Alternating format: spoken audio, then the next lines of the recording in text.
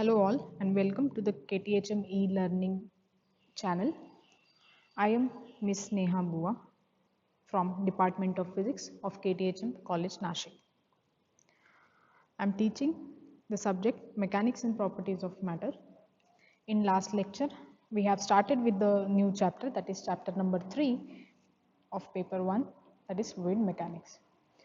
In that lecture, we have seen the introductory part of that chapter. We have defined what are fluids, what are their properties. We have studied certain concepts such as viscosity of the fluid, viscous force of the fluid, what is coefficient of viscosity, what are its units and dimensions, etc. Now today we will start with the new concepts, that is the steady and turbulent flow of the liquids. Now, what are these different types of flows that we will see? The first one is a steady flow. Now, if you consider a liquid which is flowing through a cylindrical tube, which you can see on the screen in this diagram. Now, to understand the concept of steady flow, consider a point A situated in this tube. Okay, now this is the point A.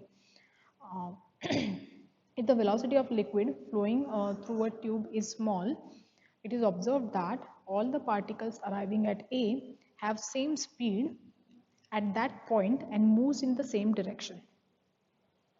But as the particle of the liquid move from one point to another point, the speed and the direction may change. So if one particle passing through point A has moved through B, then all the particles passing through A pass through B. Such flow is called as a steady flow.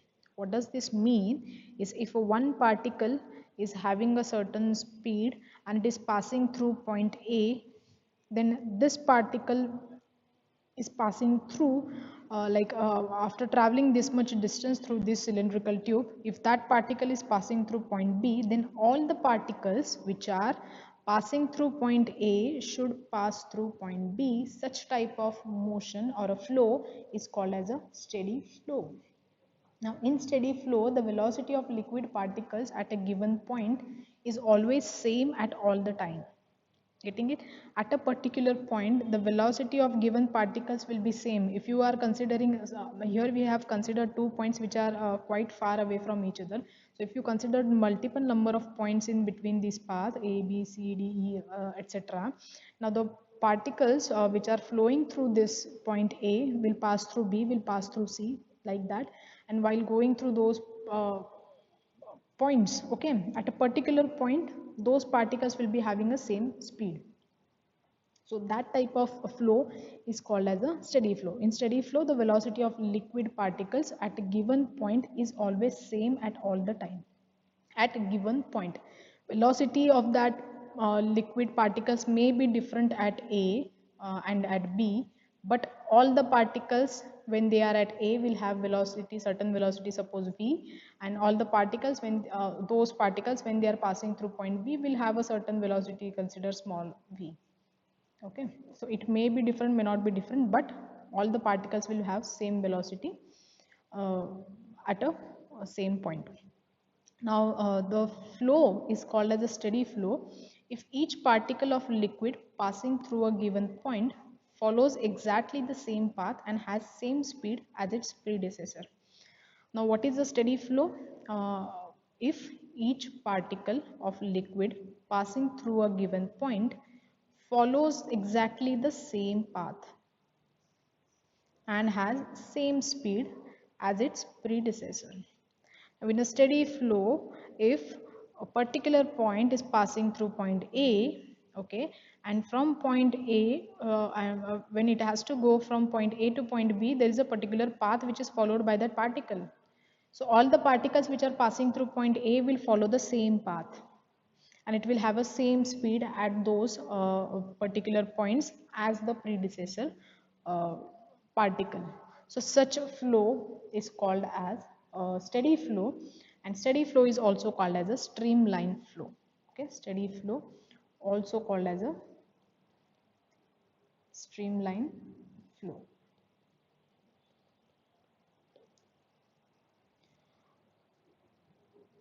Now the path of individual particle, okay, which is moving in a liquid is called as a line of flow. What is line of flow? Path of individual particle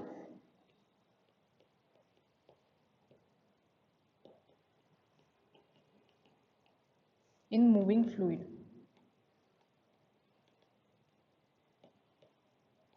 Is called as a line of flow. The line of flow, it may be straight or it may be like a wave or curved. The tangent at any point on that curve gives the direction of the flow of the liquid at that point. So in a steady flow of liquid, the line of flow is also called as a streamline. Two streamlines will never intersect in steady flow. Okay, uh, the line of flow in steady flow is called as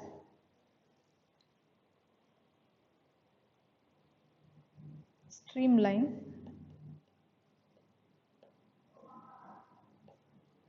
and two streamlines will never intersect in a steady flow.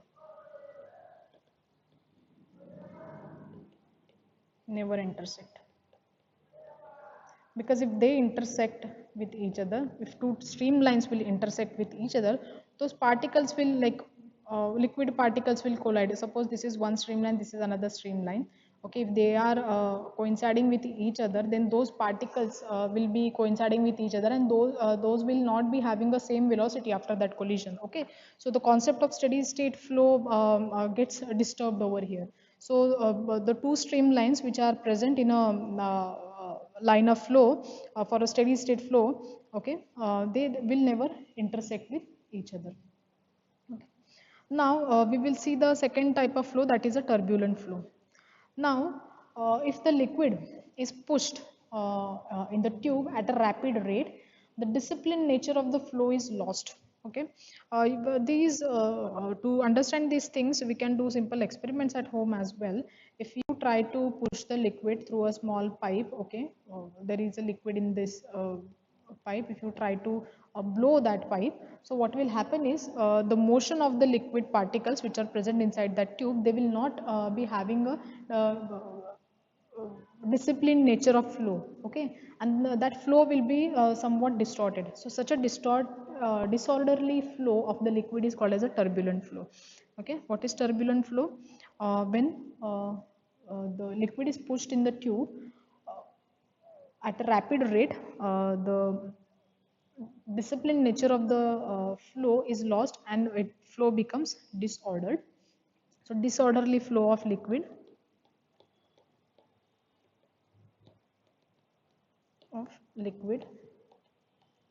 is called as a turbulent flow.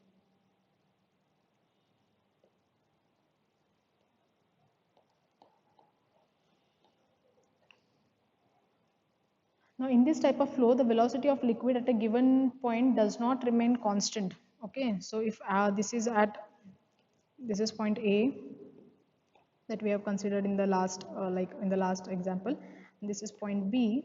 Okay, now the particle which is passing through point A, suppose one particle which is passing through point A is having a velocity v. The second particle which is passing through the same point A will not have the same velocity. Okay, so that type of flow is called as a turbulent flow, but the velocity changes randomly with the time. In turbulent flow, the motion of liquid becomes zigzag, and eddy currents are developed, and path as well as velocities of the particles are continuously changing. Okay, so what is happening in a turbulent flow? The velocities of the particles is continuously changing, randomly changing, and the path of the liquid, motion of the liquid becomes zigzag, and eddy currents are developed. As well as velocity of the particles are continuously changing. Now the motion of water in a high fall is a turbulent flow. Similarly, in a storm, the flow of air is called as a turbulent flow. Now, now we have studied the different types of flows, that is streamline or a steady flow and turbulent flow. Okay. Now we are going to study one more concept related to those two types of flows, that is a Reynolds number. Now, for a streamline force or a steady flow is the flow of liquid such that at a particular point the liquid particles move along the same path with the same velocity. That flow is called as a streamline flow. Now, the flow of liquid is streamline as long as the velocity of liquid does not exceed a particular value, which is called as a critical velocity. Okay, so when velocity of liquid crosses or it becomes greater than critical velocity, the flow of liquid becomes turbulent. Okay, the streamline flow, when crosses a particular velocity, that is a critical velocity, it gets converted into the turbulent flow. So the velocity at which streamline flow gets converted into turbulent flow is called as a critical velocity. Now, scientist Reynolds experimentally found that the critical velocity of a liquid is given by, okay, scientist Reynolds found that the critical velocity Vc of a liquid is given by R into eta divided by rho into d, where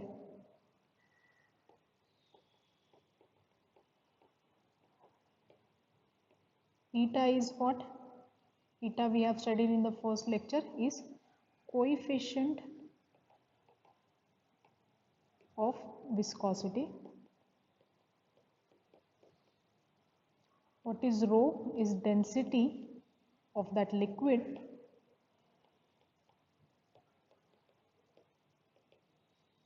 D is the diameter of a tube through which that liquid is flowing.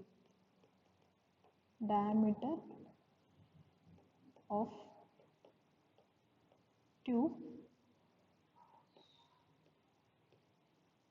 through which liquid is flowing. So Reynolds experimentally proved that the critical velocity Vc is equals to R into eta into rho, or R into eta divided by rho into d. Okay, now this relation can be proved in the following manner, that we'll see how this relation is proved by that scientist Reynolds.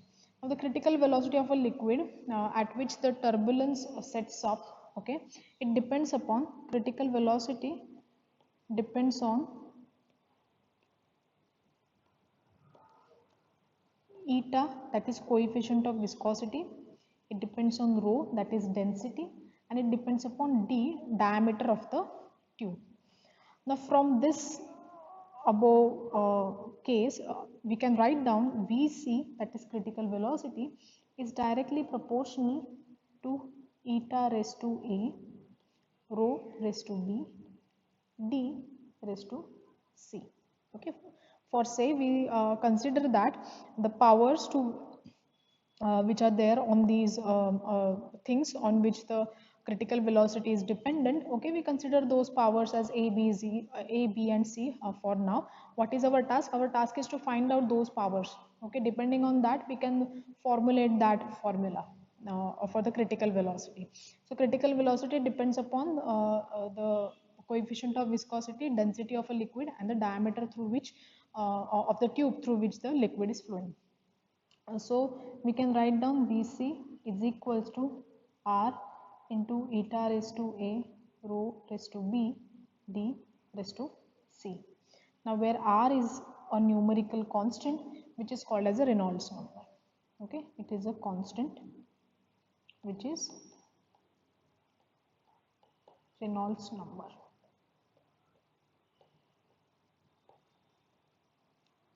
Now we have to find out the dimensions, okay, dimensional coefficients, that is a, b and c. Now using the dimensions of eta, rho and d, we get first we want to find out dimensional coefficient ABC. So we write down the dimensions of all those things, okay, that is velocity, eta, rho and d.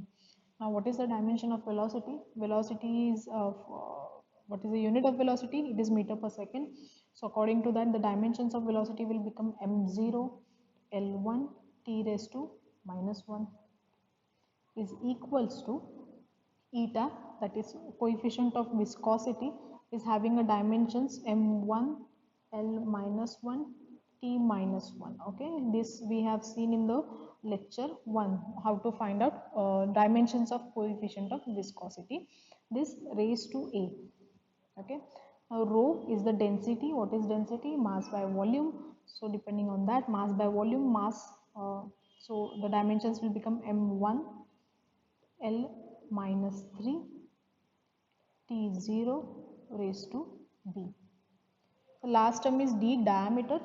The dimensions for diameter will be M0 L1 T0 raised to C. Okay, now since R is a constant, it is a dimensionless quantity. We are not considering R over here.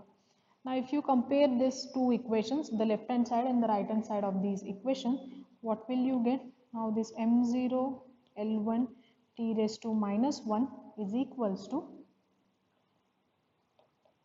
M raised to A plus B L raised to minus A minus 3B plus C T raised to minus A. Now how do we got this step? It is a very simple one. Okay, if you multiply these powers, it will become ma l raised to minus a t raised to minus a. This will become ma l raised to minus 3b t raised to 0. This will become m raised to 0 l raised to c t raised to 0. Now if you add those powers of these dimensions, so it will become m raised to a plus b l raised to minus a minus 3b plus c t raised to minus a. Okay, now comparing the indices of m, l and t on both the sides. So what will become? We have to compare these indices on both the sides, that is left hand side and right hand side. So we get these equations. First equation will be, if you compare the indices of m, that is mass, so it will become 0, or we can write down a plus b is equals to 0 is the first equation that we got. What is the second equation that we will get? Minus a minus 3b plus c is equals to 1. The third equation that we'll get is minus a is equals to minus 1. Okay, what we have did, this is comparison of m, mass, then comparing the indices of L and comparing the indices of T. Okay, we got these three equations. Now by solving these equations, we will get the values of A, B and C. From this equation we can write down A is equals to 1. If you substitute A is equals to 1 in equation 1, we will number those equations 1, 2 and 3. Okay, if you substitute in equation 1 A is equals to 1, then you will get B is equals to minus 1. Okay, if you substitute A equals to 1, B equals to minus 1 in this equation number 2, you will get the value of C. So value of C is equals to minus 1. Okay, minus 1 minus 3 into minus 1, that is plus 3. Minus 1 plus 3 plus c is equals to 1. So minus 2 plus c is equals to 1. That is why what we will get, sorry, plus 2 plus c is equals to 1. So we will get c is equals to minus 1. Okay, so now we have got the dimensional the values of these dimensions. A is equals to 1, B equals to minus 1, C equals to minus 1. When you substitute those in this equation, okay, VC is equals to R into eta raised to A, rho raised to B and D raised to C. If you substitute A, B and C in this formula, you will get VC, that is critical velocity. VC is equals to R into eta raised to A, that is eta raised to 1. So eta will be there in the numerator. Then rho raised to B. So rho raised to B is minus 1. Rho will get into denominator. And D raised to C, that is C is also minus 1. So C will D will also get into denominator. Okay. So we got the formula from which we have started, that Vc is equals to r eta upon rho into d. From this we can write down the formula for Reynolds number. R is equals to Vc rho d upon eta. Okay, so this is called as Reynolds number. Now it is found that the flow is streamlined for R which is less than 2000 approximately. R equals to 2000 is not a sharp boundary between streamline and the turbulent flow. Depending upon the nature of boundary, turbulence may start anywhere in the range 1000 to 3000. Okay, it is found that a flow is streamlined for the value of R which is less than 2000. R which is less than 2000, flow is streamlined. Okay, now it is not a sharp boundary. Okay, 2000 R equals to 2000 is not a sharp boundary, but depending on the nature of upon the nature of boundary, the turbulence may start anywhere in between from like 1000 to 3000.